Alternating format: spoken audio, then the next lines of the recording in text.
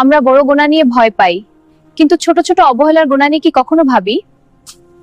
অবসরে বসে সময় নষ্ট করছি, অকারণে হাসাহাসি, নামাজ দেরি করা, এই অবহেলাগুলো জমতে জমতে এক সময় পাহাড় হয়ে যায়। আজ আমি এমন একটি দোয়া শিখাবো, অবহেলায় নষ্ট জীবনের গুনাহ মাফের দরজা খুলে দেয় ইনশাআল্লাহ।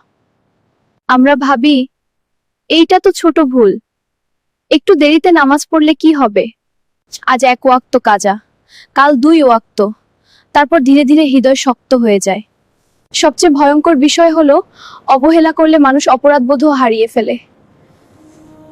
যতই অবহেলা করি তো আল্লাহ দরজা বন্ধ করেন না। আল্লাহ বলেন, হে আমার বান্দারা, তোমরা নিজেদের উপর জুলুম করে তোমরা আল্লাহর রহমত থেকে নিরাশ হইও না।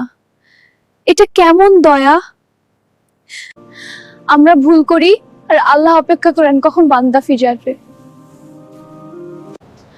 রাসূল সাল্লাল্লাহু আলাইহি ওয়াসাল্লাম আমাদের এমন কিছু জিকির শিখিয়েছেন, নিয়মিত পড়লে গুনাহ মাফ হয়। আমরা অবহেলায় সময় নষ্ট করেছি, তাহলে এখন সময়কে ইবাদতে বদলাও। আল্লাহর দিকে ফিরে আসা সহজ হয়। ভাবো, আজ যদি মৃত্যু এসে যায়, এগুলো নিয়ে কি আল্লাহর সামনে দাঁড়াবে? এখনো সময় আছে, এখনো সুযোগ আছে, মন থেকে পড়বো। শুধু মুখে বললেই হবে না, আজ থেকে ছোট ছোট পরিবর্তন করো। নামাজ সময় মতো পড়ো, ঘুমের আগে 100 বার ইস্তেগফার, প্রতিদিন অন্তত 5 মিনিট কুরআন পড়ো। অকারণে সময় নষ্ট করো না। অবহেলার জায়গায় সচেতনতা আনো।